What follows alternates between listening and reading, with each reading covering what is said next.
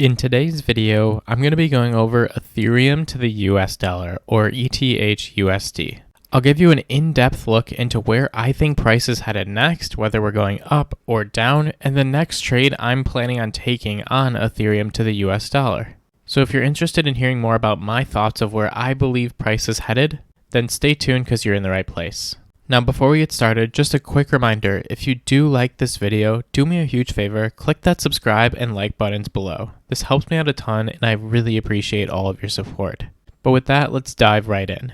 Now if you've seen any of my previous videos, you know that I typically like to start off with an empty chart with nothing on the chart, and the very first thing I dive into is just simple support and resistance lines. Now because Ethereum has been so volatile recently, I posted a video about a month ago where I filled in the support and resistance lines as well as everything else you see onto the chart up until this 3 up here. When I posted the video back in early May, I believe price was somewhere around this time because it was on May 9th into here, and I was predicting that we were going to see a huge fall sometime soon. If you want to see why I predicted that or see exactly how I got to that conclusion, definitely go check out that video. It's from about a month ago and it's only 3 or 4 videos back at this point. Now after that, about 2 weeks ago when price was down into here on May 20th, I posted an update on where I thought the price of Ethereum was headed next. Now at that time, price was around $2,000 or $2,200, somewhere inside of this range, and I told you that I thought there would be at least one more leg downwards in the short term here before we got a bullish trap upwards. In other words, I thought we were putting in this A wave, as I have labeled here, and then we'd go up for the B wave, and finally a C wave to push back downwards. So again, if you want to go check out that video, it's only about 2 weeks ago at this point. Feel free to go check it out and see how we got to where I currently am. But if you just want to know about more information going forward, or you've already watched those videos, let's go ahead and go forward with that. So as I had previously mentioned, I do believe that on a macro level here, Ethereum is in the 4th wave right now. Now I have this 1, 2, 3, and I'm putting in the 4 down here, which would end up with a final 5 up here. This is all technical analysis called Elliott Wave Theory. Now Elliott Wave Theory is pretty complex and you're not going to be able to learn it in just a couple minutes in this video.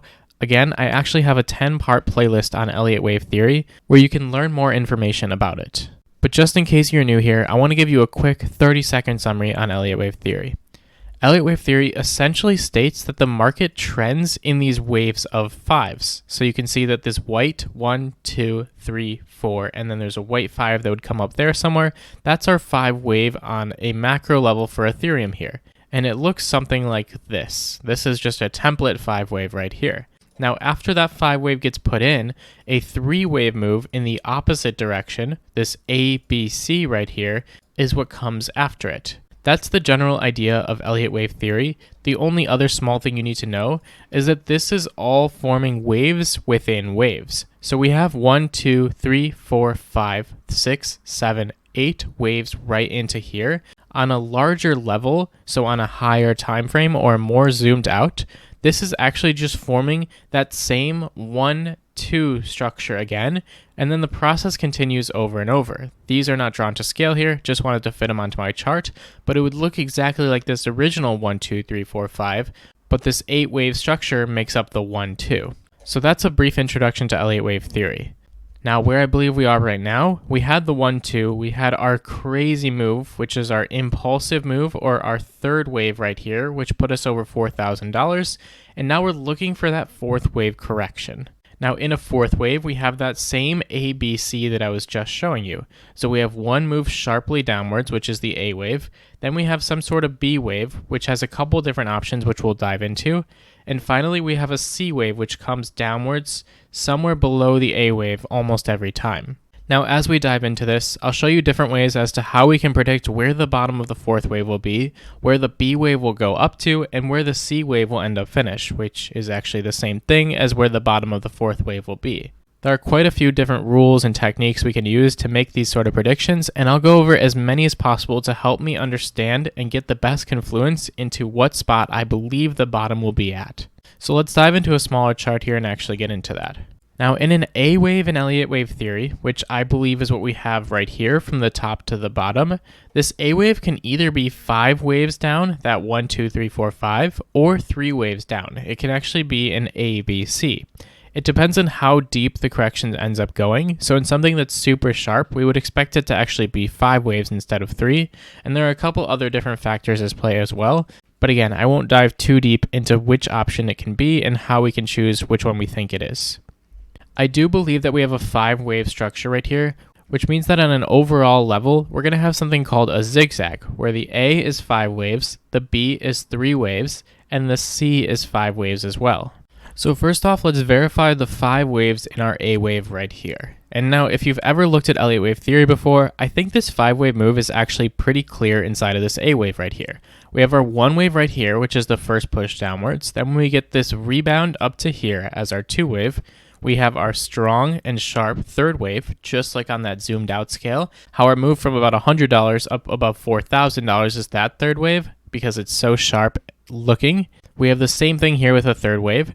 Then we have another rebound up for our 4th wave. And finally, we have a very clear 5th wave down right into here. So I'm going to turn this degree up just a little bit so it's easier to see. And then we'll go ahead and move forward. I believe that we definitely have a 5-wave move into here. And if you were to dive into each of these subwaves as well, I think you could validate their counts as well. So for example, in our blue 5th wave right here, it actually needs to be made up of 5 waves itself. Well, just by looking at this briefly, there's a pretty clear 5-wave move inside of our 5-wave move. 1, 2, 3, 4, 5. Now, I won't leave this smaller count onto our chart. I think it makes it cluttered. But if you're just starting with Elliott Wave Theory and you want to validate your account, you should be looking for things like that and trying to validate each of the numbers that you write down onto your chart. So when you draw this 4 to 5 right here, you should be able to find 5 waves inside of that 5. Now, of course, you don't need to keep diving into every single number on every single time frame all the way down to the 1-minute chart. At some point, you can just assume that your count is correct. So if I'm charting this on a 1-hour chart right here, and then I see a 5-wave move inside of our 5 right here, I won't dive into any of the waves inside of this 5-wave move as well, because at some point you just have to let it go and trust that each of those will be validated as well. Again, the more you practice, the better idea you're going to get of this, so just keep on working at it. Okay, so we have our 5-wave move down as our A wave. That means that we're trying to put in our B wave.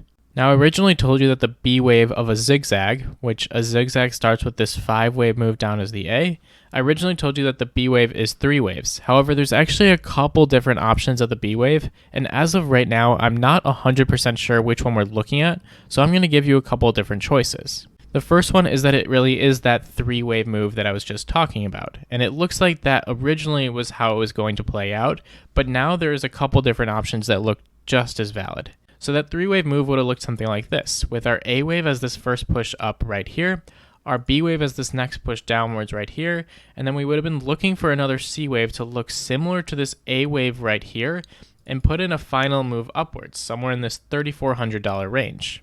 And I'll put the wave on that just so you can see what it might have looked like. If it looked something like this, that would have been very clean. I would have called that the top of our B wave, and then I would have expected us to head downwards for that C wave.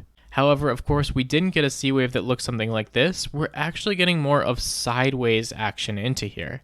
So for now, I'm going to delete this ABC onto my chart and explain another possible option. So when you see this sideways sort of movement, the first thing that my eyes go to afterwards is the volume. In Elliott Wave Theory, when we have sideways movement, we can often classify it as a triangle, and one of the ways to validate a triangle is through volume, as I just said. So if volume is decreasing through all of the sideways movement, that's a really good sign that a triangle is truly forming. So if we just look at volume from our A lows into here, you can see that's our huge volume spike down into here. And as price is going through this triangle, volume is definitely decreasing. We could draw some sort of trend line on volume that looks something like this. Of course, it doesn't need to be a perfect trend line, but you can see that we definitely have a higher spike in volume into here than in through here, and this is even a lower spike, etc. All the way through this entire area, our average volume into here is definitely decreasing. So our decreasing volume, along with sideways looking price action, where we didn't get that sharp C wave upwards as I was mentioning earlier, this is leading me to believe that our B wave is a triangle. And that's actually totally valid. In a zigzag, we can have a 5-wave A wave, just like this, and then a triangle as our B before we finish downwards for our C. So as of right now, it's pretty tough to label where the actual triangle is, but I'm looking at something like this. I definitely believe that our first wave up into here is our A wave, and our second wave into here is our B wave. Now, since the B is inside of the A right through here, so the B doesn't go below the start of our A, that means that we have to have a contracting triangle. Now, in a contracting triangle, all of the pivots have to be inside of each other. So inside of this A to B right here, our C wave would have to fall. It cannot be above our A wave right through here. That would invalidate our triangle. Now this gets pretty close into here, but it doesn't fall above our A wave. So I do believe our C wave is probably in right through here. And now we're working on that D wave. Again, it cannot fall below our B into here. So it can be anywhere in this price range all throughout this area. For now, I'll just put a place mark somewhere into here like this, and then we'd have our E wave that's exactly the same. It cannot go above our C wave, so it might look something like this into here. Now for now, I'm going to turn the wave off of this just to keep it clear, and the only other thing I'm going to do on this triangle is just throw some trend lines into it. Let's see how it looks so far. So I'll connect the bottom of our A wave right here to the bottom of our B right through here, and just pull this sideways. And then I'm going to connect our A to our C up here. Something like this. Now in Elliott Wave Theory, this is actually not how you connect the triangle. It's not from the start of the A wave right here to the B wave. Once the D is in, that's how you form the bottom boundary of your triangle. So I'm actually going to edit that right now and move it along. Of course, we don't know where the D wave is right now, but I'm going to predict it looks something like this into here. Our two triangle lines are converging towards each other, and the top one almost looks flat, but it does have a little bit of a curve right through here. And then once we actually have where the D is, we can adjust this bottom line right through here. So it might be somewhere in this sort of area. It's possible that our D wave is already in right through here, but it's not really a deep D correction relative to the deep B and the super deep C. So I'll just leave my trend line as roughly looking like this for now. We don't know exactly where that D will fall, and then our E will come up towards the top of the triangle afterwards. Now, oftentimes the E does touch the top of the trend line right here. So once we get our D, it's possible the E comes right to the top of the trend line where the AC is, but also about half the time it falls short of the top of that trend line and wouldn't actually make it to it before heading downwards. So overall, if this is how our B wave is going to play, it's going to look something like this, where we get a little bit more sideways action. It finishes the D and the E of our triangle into here, and then we get our C wave that heads downwards after that. Now, one of the ways we can actually get a slight idea into where the D might end up falling is by using a Fibonacci retracement. Now again, if you've seen some of my previous videos, you know that I love the Fibonacci retracement tool, and I also have a full tutorial video on the Fibonacci retracement if you don't know how to use it, but I'll quickly show you an example. To use the Fibonacci tool, you click in two different spots. So for this one that I just put onto my chart, I clicked down here and up here. Now what this tool is actually going to do is it's going to measure a retracement amount, or amount that you're pulling back of whatever move you're measuring. So if price action looks something like this yellow triangle, of course, we know price doesn't move exactly straight like this, but let's just say we had some sort of price action that moves from the bottom to here to the top up into here. Maybe some sort of candlesticks that looks something like this. What this Fibonacci retracement is doing is measuring a percent pullback of this entire move right here, this yellow arrow or this red squiggly line. So if we come down to this red line right here that reads 0.5, this is a 50% retracement, or a halfway pullback of this entire move that we just had right here. So back to our triangles, oftentimes most of these waves will correlate on Fibonacci ratios. So if we just use a Fibonacci retracement from the start of our A wave right here to the top of our A wave, and then I'm going to just pull this sideways, keeping my mouse at the top of the A right there, you can see that the B actually comes perfectly at this 0.618 right here that I have as a golden line.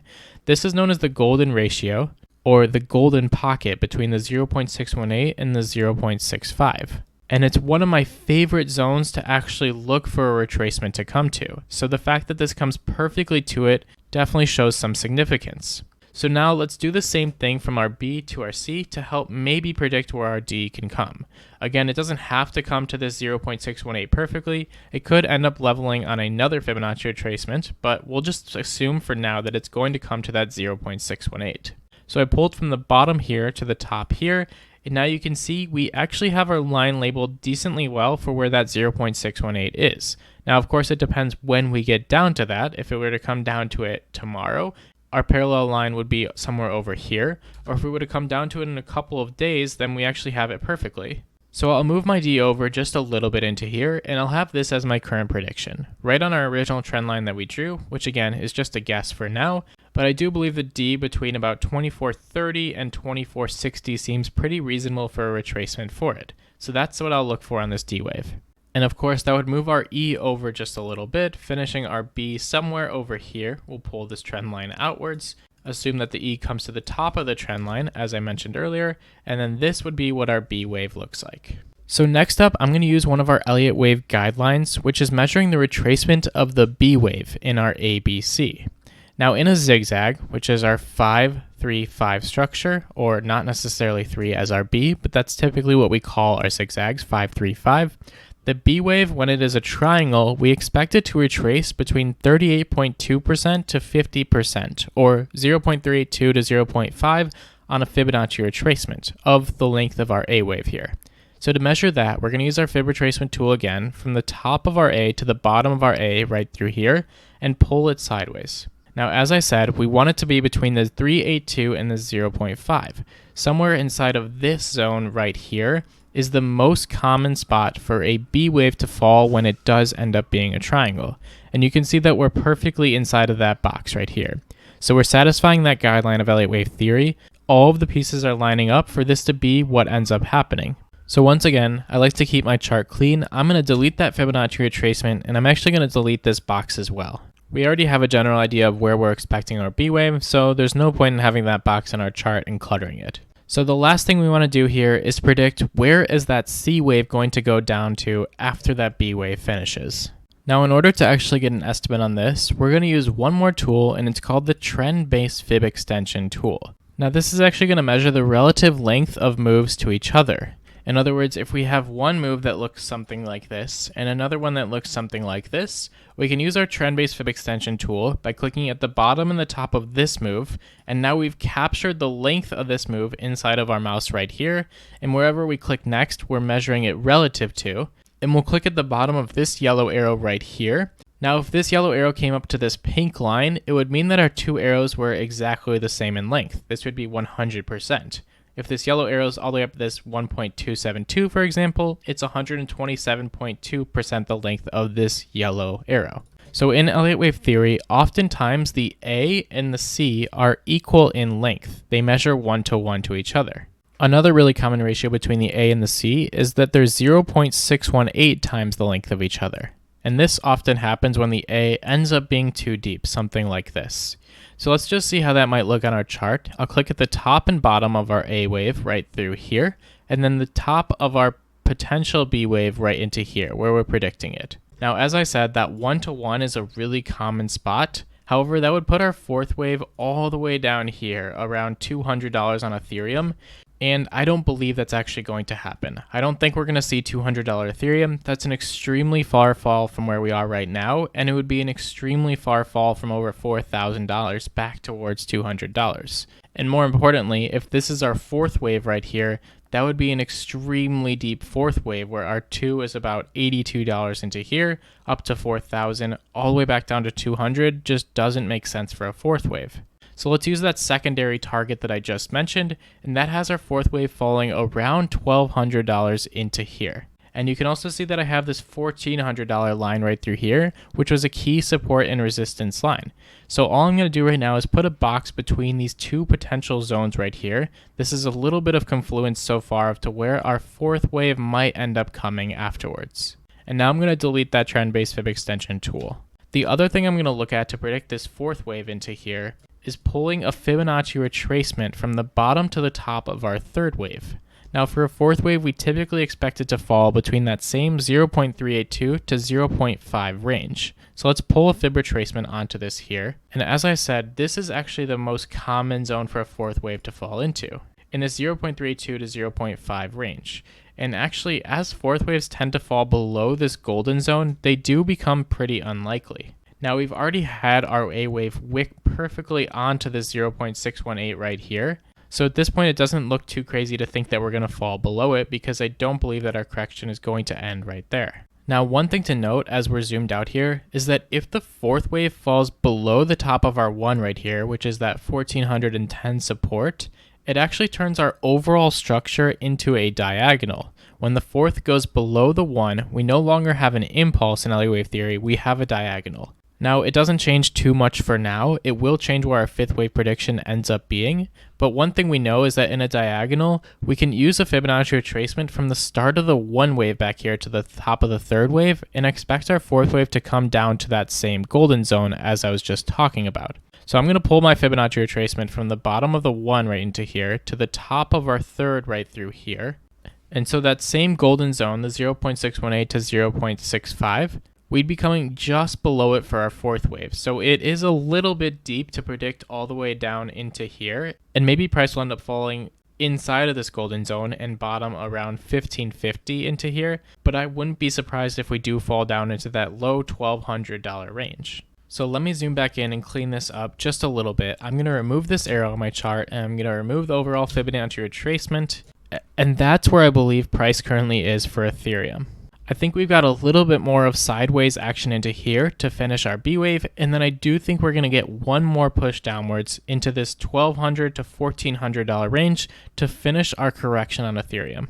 The last thing to note is then when this does happen, I do believe we're going to push upwards pretty strongly again and put in new all-time highs on Ethereum once again, breaking well above $5,000. Now for now, I won't put a price target on where I think that 5th wave is going to be because we do really need some of this price action to play out before we get a better shot at that target. As we get closer to the top of this B wave and as we finish the bottom of the C wave, I will definitely be posting another video and updating you on my thoughts on Ethereum as we're going forward. So if you like this content and want to see those videos as they come out, make sure you click that subscribe button and hit that like button below. Everything I post on my channel will help you become a better day trader, so if you're interested in that, do me a favor and do yourself a huge favor and subscribe to this channel. I really appreciate all of your support. And lastly, if you want to trade with me and a bunch of other people and ask me questions on a daily basis, I have a link to my Discord server in the description below. Feel free to join that and come hang out with us and trade with us. It's completely free to join, and that's the best way to get in contact with me and ask any questions you might have throughout the week. So with all that being said, thank you so much for watching. I hope you enjoyed this video, and as always, good luck trading.